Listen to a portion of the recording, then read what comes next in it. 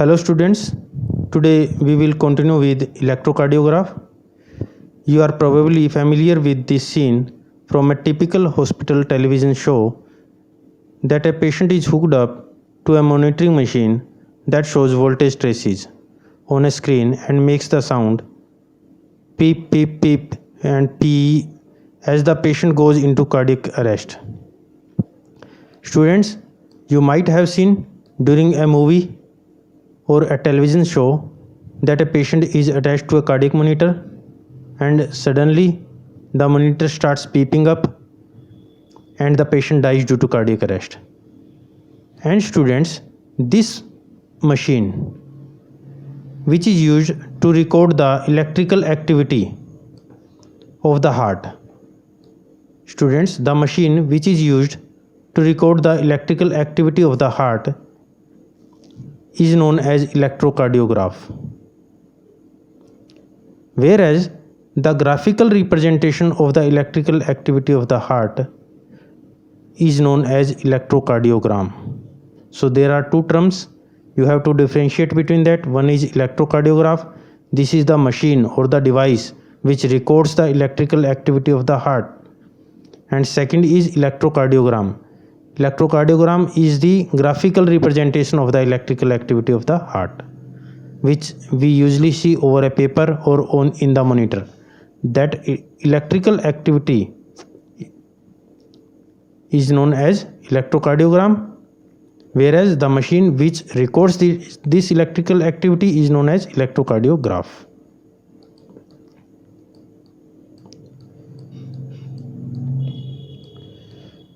Students, to obtain a standard ECG, a patient is connected to the machine with 3 electrical leads, and these leads are known as limb leads because they are attached to the limbs.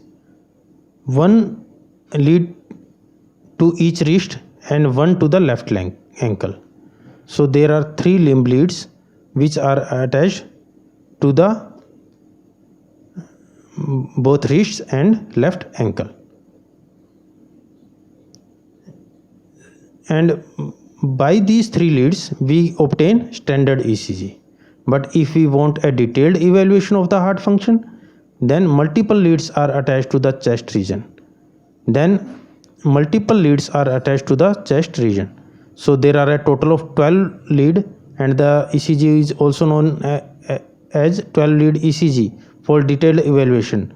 Out of which 3 are limb leads which are used for the standard ECG. But if we want a detailed evaluation, then 9 more leads are attached over the chest area. But here we will talk only about the standard ECG, as the detailed ECG is not in your syllabus, so we will talk about only standard ECG. Now, each peak in the ECG is identified with a letter from P to T that corresponds to a specific electrical activity of the heart. Students, if you see the ECG electrocardiogram, there you will see each electrical activity of the heart. These are the electrical activities of the heart. These are denoted by a letter from P to T. Though a letter U is also used for a wave, but this is not in your syllabus, so we will not talk about the U wave. So each electrical activity of the heart is recorded by a letter from P to T.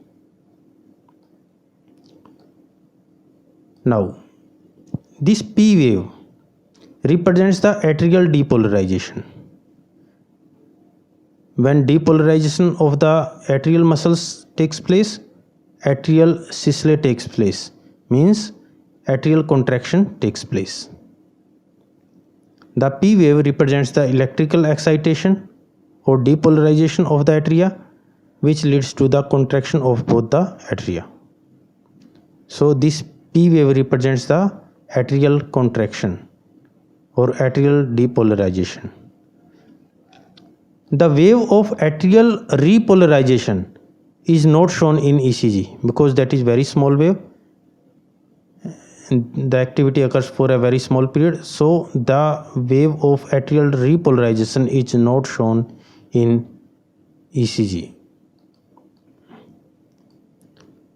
The QRS complex represents the depolarization of the ventricles, and this QRS complex, the three waves Q, R and S, they all together form the QRS complex. This QRS complex represents the ventricular depolarization, means ventricular systole, ventricular contraction. So when the impulse is spreaded over the ventricles, then the ventricles contract, and then it is represented by this QRS complex.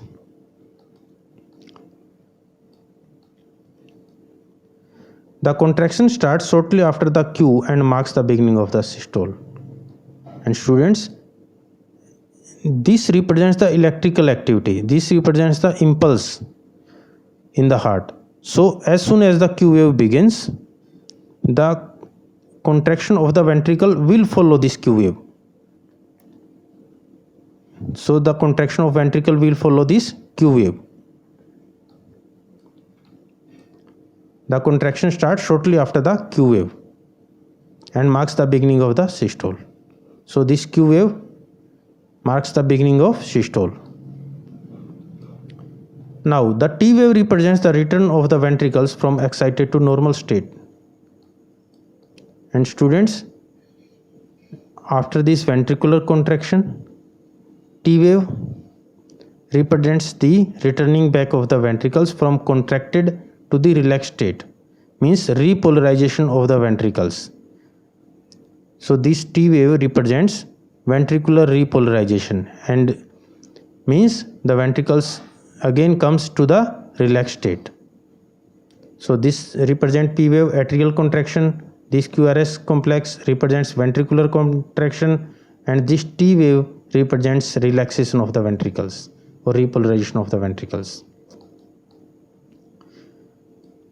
So the end of T wave, when T wave will end, it will mark the end of ventricular systole, because this T wave is representing the repolarization of ventricles, and when ventricles will get repolarized,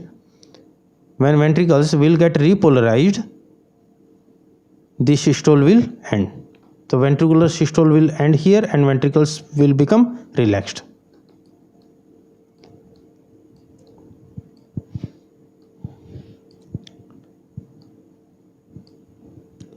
Obviously, by counting the number of QRS complexes that occur in a given time period, one can determine the heartbeat rate of an individual. And students, as you know, during one cardiac cycle, one ventricular contraction takes place. So, by counting the number of QRS complexes in 1 minute, we can tell the heart rate of the patient. So, if in 1 minute there are 70 QRS complexes in the ECG, then we can tell that the heart rate of the patient is 70 beats per minute. So by counting the QRS complexes, we can tell the heart rate of the patient.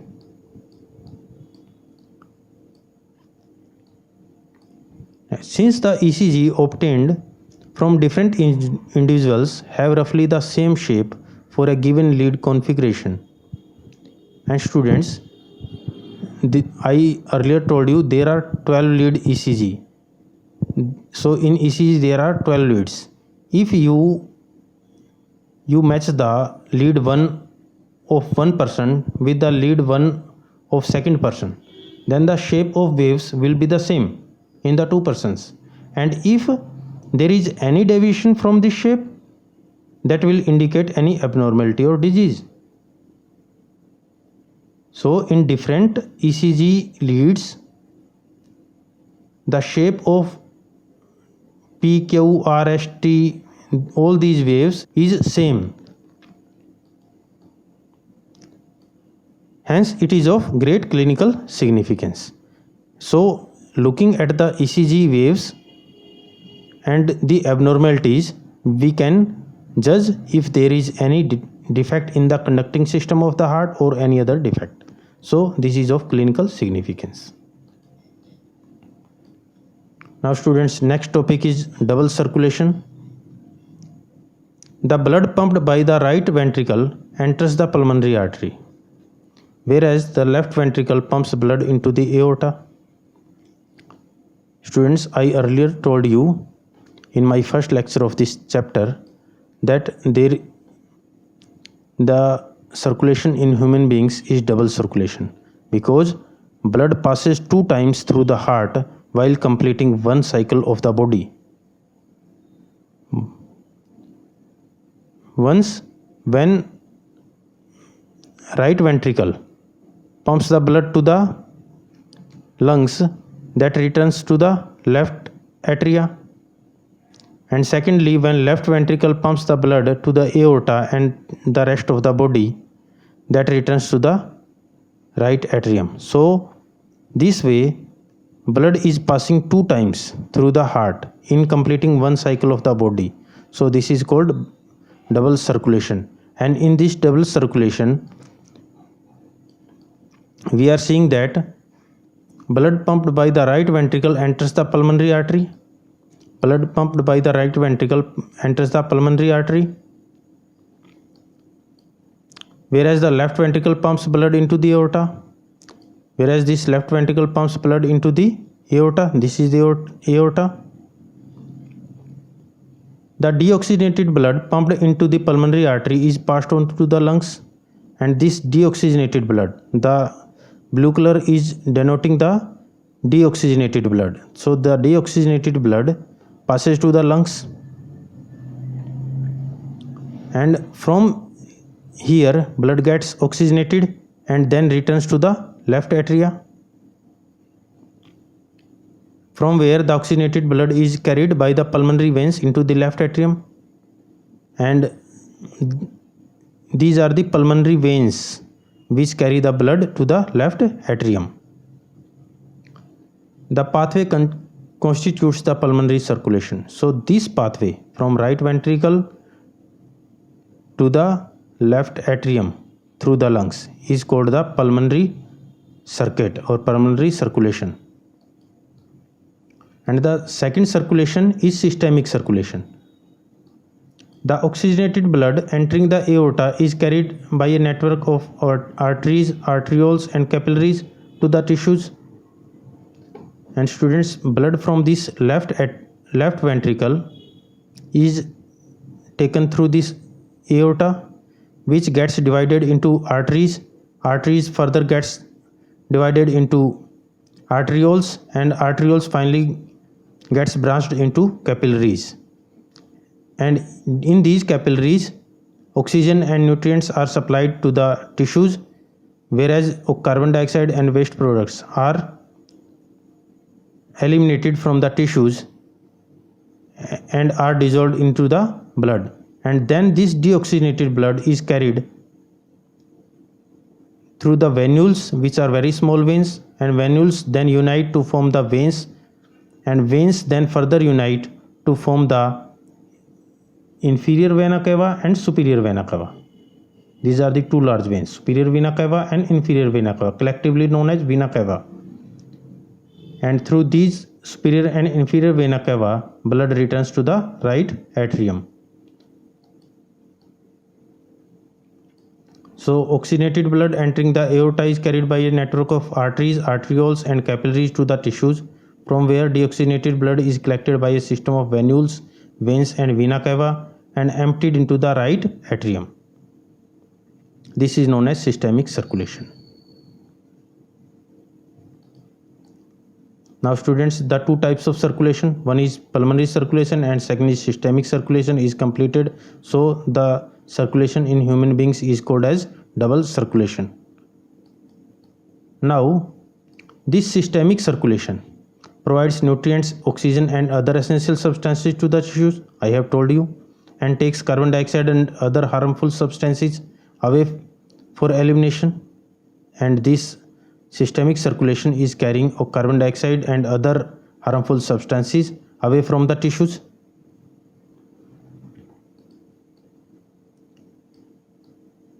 Now a unique vascular connection exists between the digestive tract and the liver, called hepatic portal system.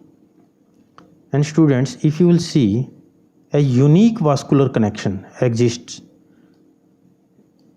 This is a unique vascular connection between the intestine and the liver. This vascular connection is known as hepatic portal system. What is this system? In this system, hepatic portal vein carries blood from the intestine to the liver before it is delivered to the systemic circulation. Students, you see here, this is hepatic portal vein. This vein carries blood from intestine to the liver before returning it to the systemic circulation, before returning it to the vena cava.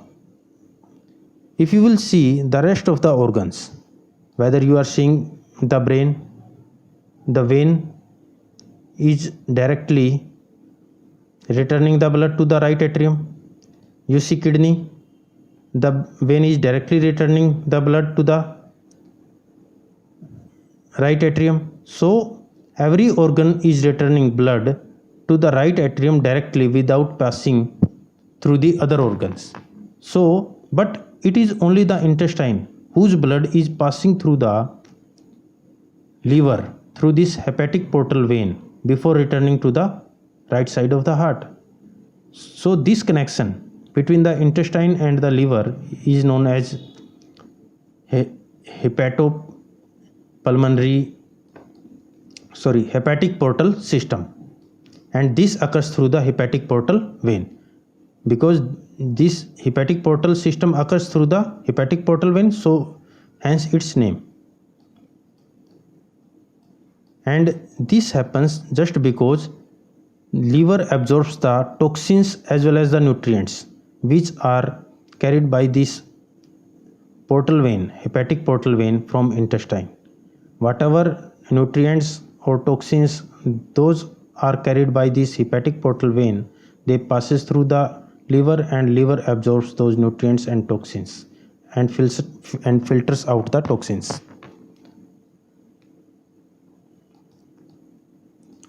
And students, one more special coronary system of blood is present in our body. As the heart is pumping blood to the whole body, but heart musculature itself is required of its blood supply because it is also required of oxygen and nutrients. So there are coronary arteries which carry blood to the cardiac musculature, as well as there are cardiac veins which drain blood of the cardiac musculature to the right atrium. So these coronary arteries and coronary veins are collectively form the coronary system of the blood, and this is for cardiac musculature. So students, this was for today, and if you have any doubts, do mention in the comment section. We will answer you as much as possible, and if you want notes, you can download from the description box. Thank you.